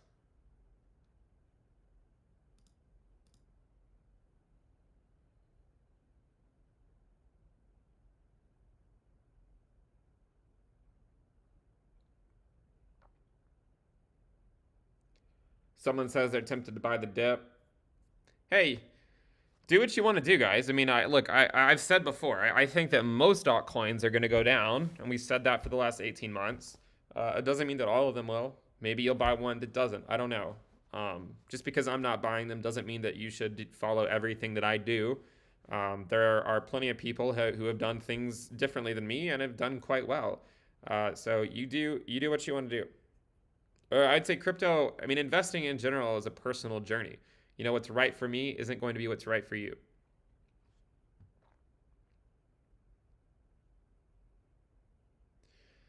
By the way, guys, we do have Into the Cryptoverse Premium. If you guys want to check it out, intothecryptoverse.com. I'll put the link over in the chat. And we still have the sale going on, so if you want to check it out, you can.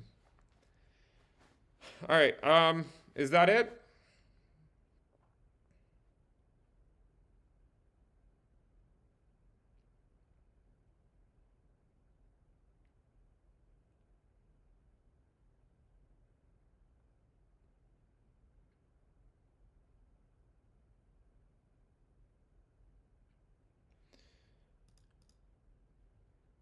Yeah, I know some people ask me, is Bitcoin gonna hold this?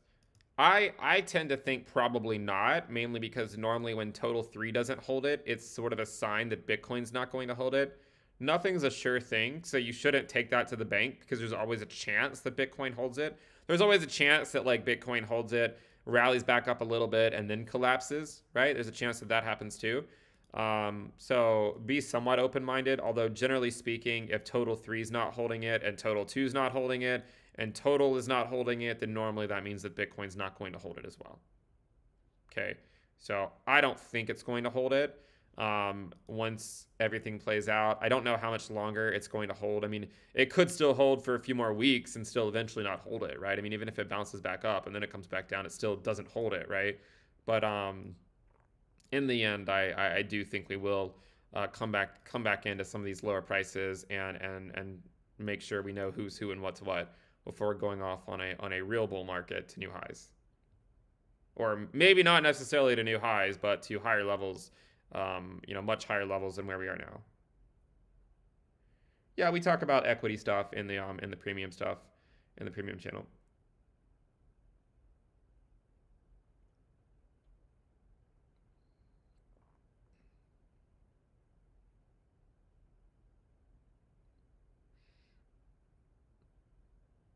How long have we been going? About an hour and a half. I hope you guys have gotten something out of this.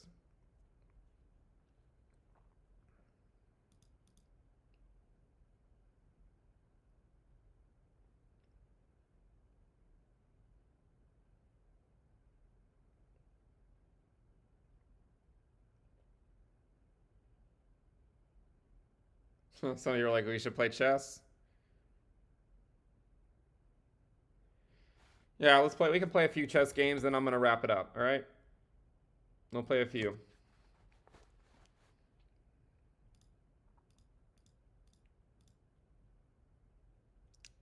How do I accept? Feel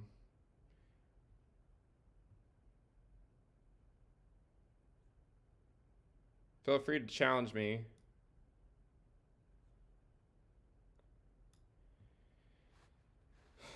So feel free to challenge me over here on chess.com.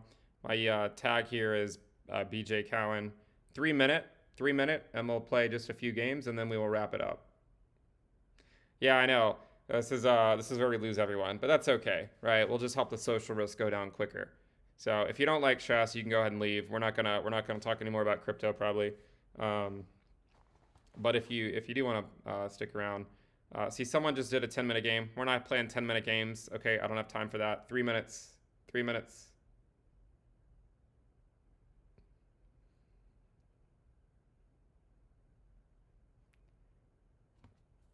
Anyone? Okay, we got someone. Ace 1 Eric 222.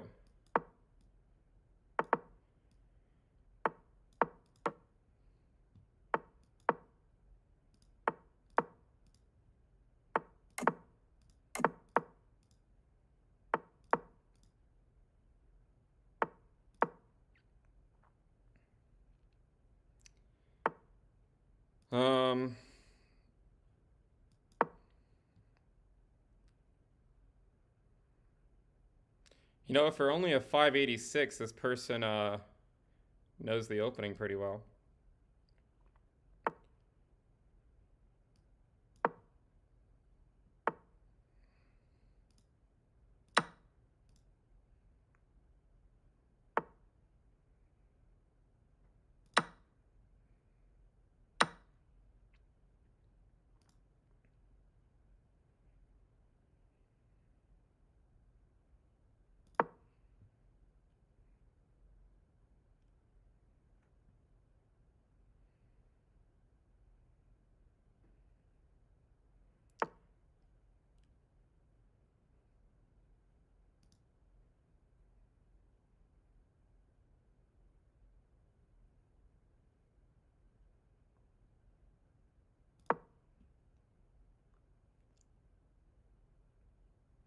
Yeah, you guys can trickle out. We're done here.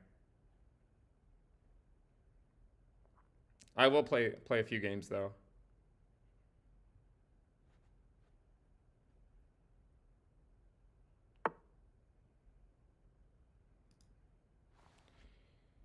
Um,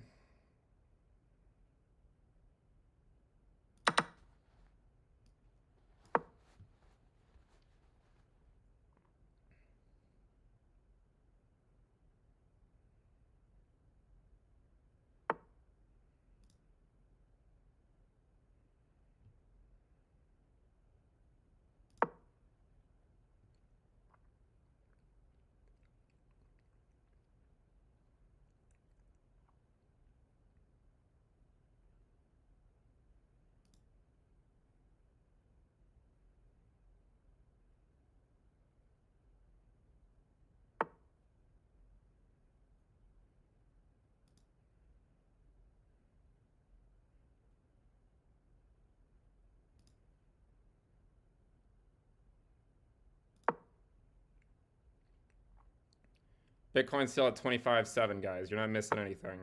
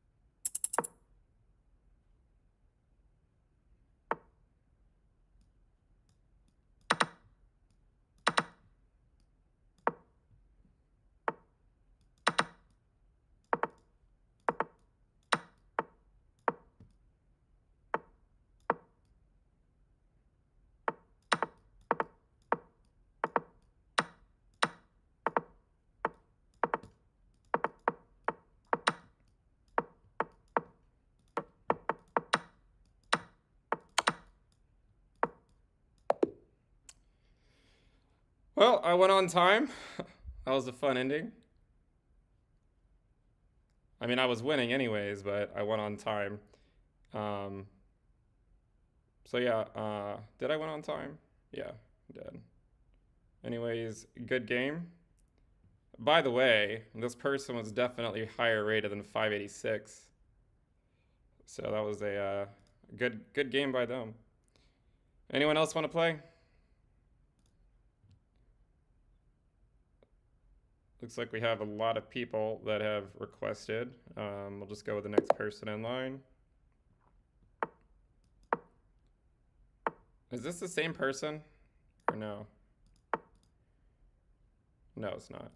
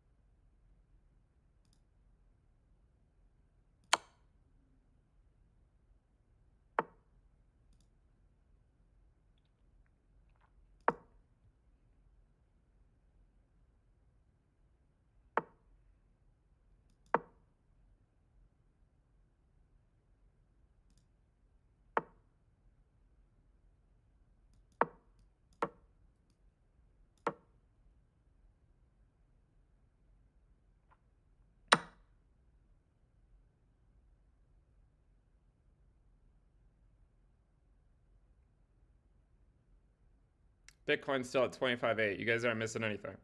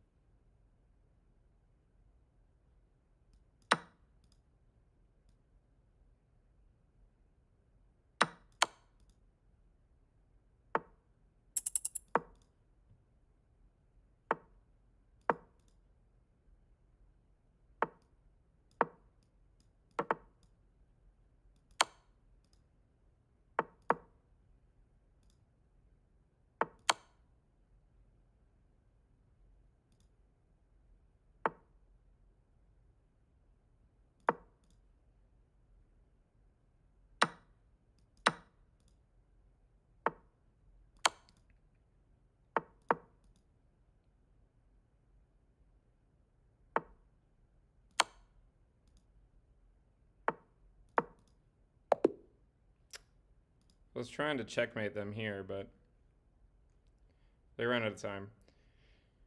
Anyone else?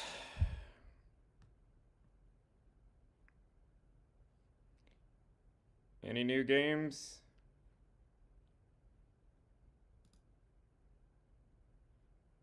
Deer K2.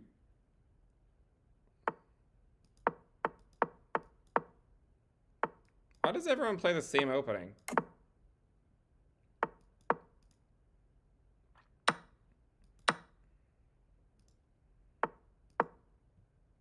I guess this one's slightly different.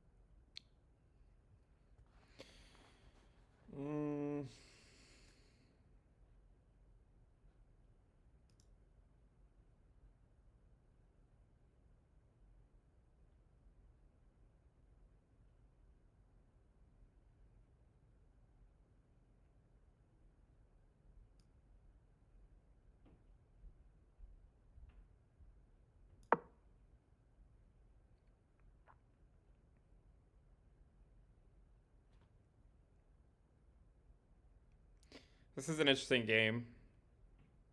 We're all like, there's a lot of pins going on. Like the knight is looking at this, the bishop's looking at it, the rook's looking at it, this queen's looking at that queen. The king wants to castle, but it's hard to lose the tempo now to castle because they drop a piece, I believe. But I don't know that there's any way to defend this. So unless I'm missing something, which there's a good chance I'm missing something, right?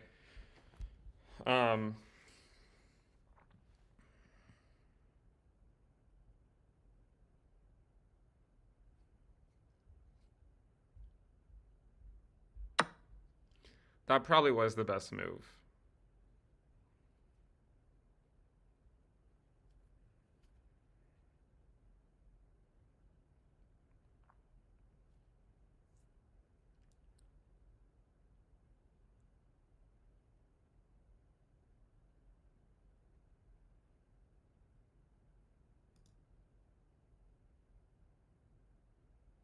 Trying to think what's the best.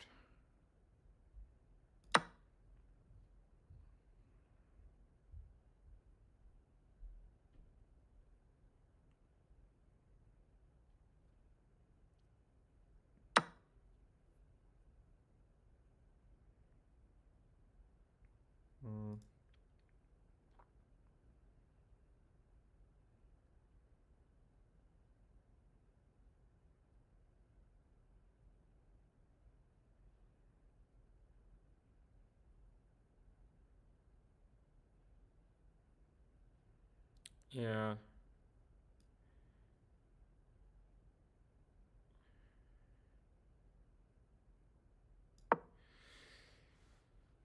The bishop's hanging is the hard part, so that's why that was the best move by them. The bishop hangs in the end on b7.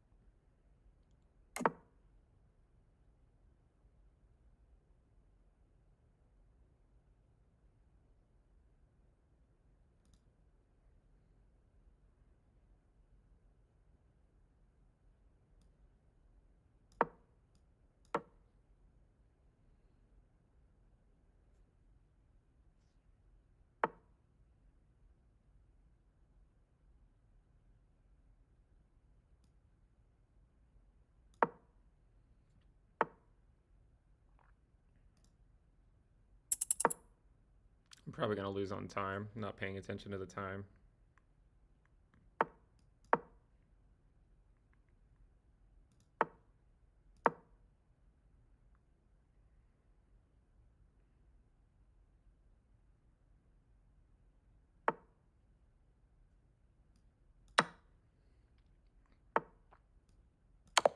That's checkmate.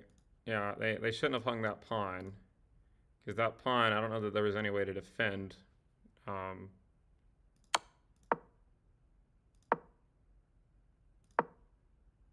What could they have done here? So I'm just trying to think. We could look at the analysis in a minute, but in this position, how do they defend checkmate? I guess they actually checkmated themselves by putting the queen there, because the queen was covering all of this. So the only really way to even check is to go here, but then the king escapes there. The issue, actually it's not an issue because the bishop covers the queen. I was about to say, like, if let's just say they make some random move, like they go rook here, then queen here, king here, queen here. If king moves out of the way, even if I take the queen, the bishop recaptures. So it's not, oh, but you know what? If the king goes there, then I can bring the rook down and it's check. And then I pick up the bishop. But I guess the king could have gone back to that rank. So basically, if I show you what I'm talking about, sorry, I can't even. Hold on, I'm just going to clear these for a second. So at this point, if they just make like a random move like this, then it's here, then check. Sorry, no, that's checkmate. Where do they go? Maybe that is still, no, that's still mate. What am I missing then?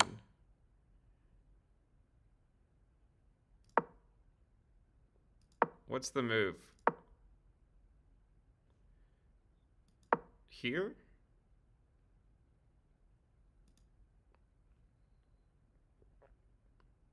I guess that's the way you get out. I missed that it was still checkmate. There was still no escape square. So I guess you have to do this.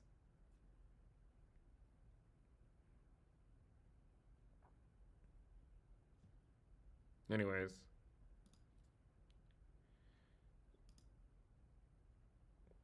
They said good game. I'll say good game back. Don't get wrecked, mouse. All right. That was 3 games. I enjoyed playing. We are entering the play chess phase of the cycle. Have you guys ever played is it Puzzle Rush? There's Puzzle Rush and there's Puzzle Battle. These are fun. You have 3 minutes. These are where there's just like puzzles you have to figure out.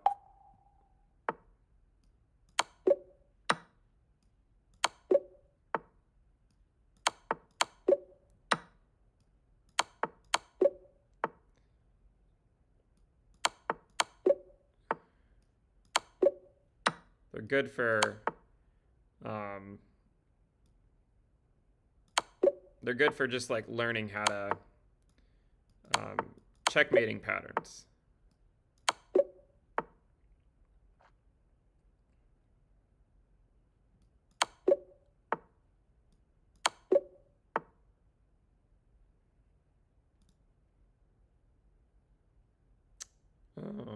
Is it pawn or rook?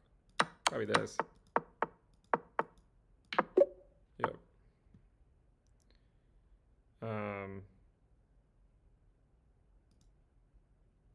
Oh, it's this, and then you take the rook.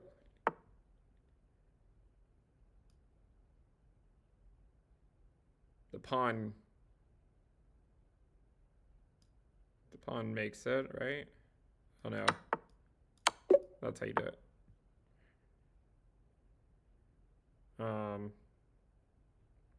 Is it here?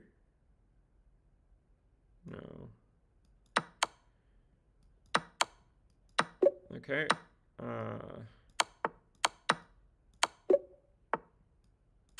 I missed that one. too quick. Got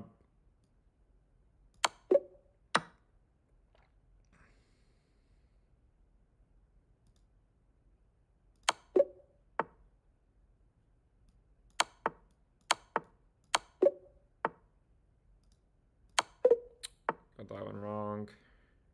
Oh, this one's...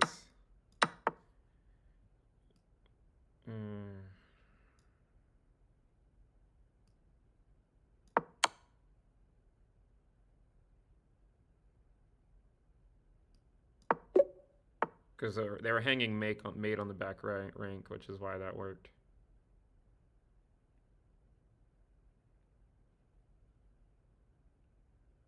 Oh,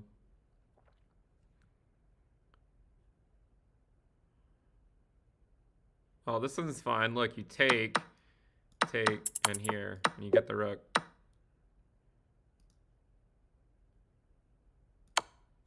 All right. Oh, weekly best.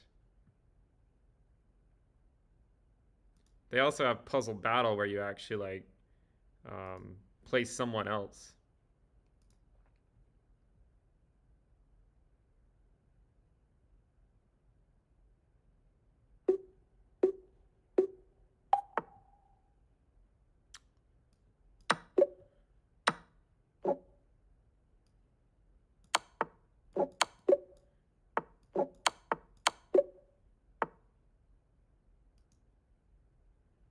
Oh, I missed that one.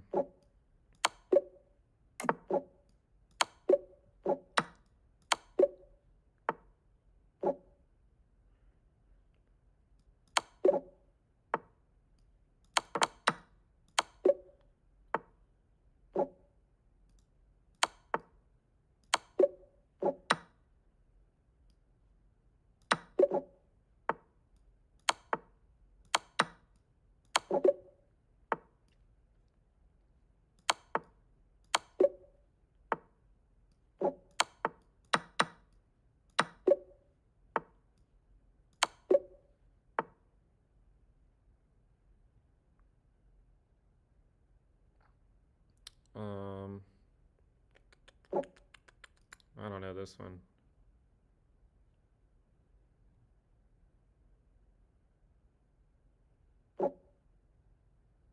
I don't know. I don't know what that one was.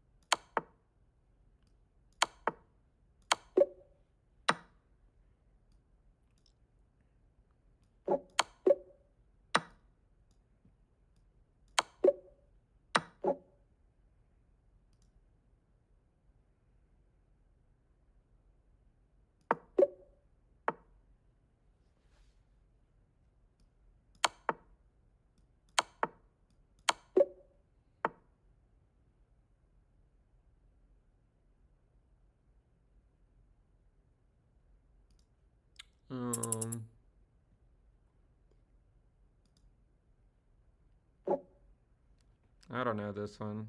Maybe here, and then here, and then here. There we go.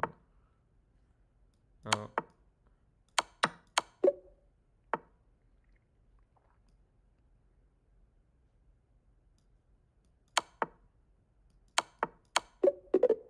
I won. 1 by 1. So I got 26, they got 25. That's a fun little game. Yeah, but see, you play this other person. So you can see that I got 2 wrong, they got 3 wrong, but I ended up getting 26, they got 25. Just think this person has no idea that 1,500 people are watching them play me at Puzzle Battle.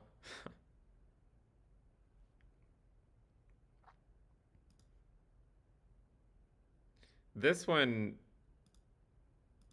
this one's an interesting one because this is the smother mate if you're not familiar with it, right? So it's here.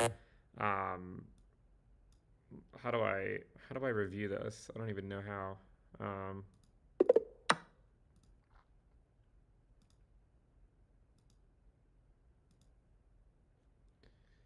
So it's check. They go there. I don't know how to. Is there a way to? I don't know. It's the smother mate, right? They go here. You go check, but it's double check. So they have to move the king. They have to go back. Then the queen here. The king can't take it because the knight would cover it. So then the rook takes it, and then the knight goes back here, and then it's checkmate. It's a smother mate. It's a cool one. All right, guys. I won't keep you any longer. Why don't we wrap it up? Guess what? Bitcoin's still at 25.8. So we'll wrap it up there. Thank you guys for tuning in. Make sure you subscribe if you're not subscribed. And we will continue trying to navigate the cryptocurrency market cycles. I'll see you guys next time. Bye.